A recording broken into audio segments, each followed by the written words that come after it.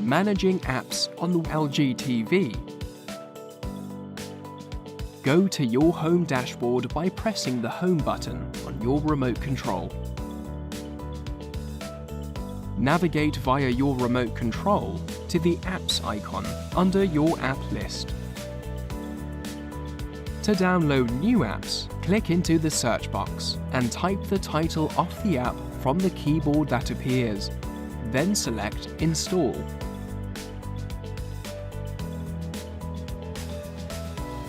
To edit your app list, go to Navigate to Edit App List, located on the end of your app list.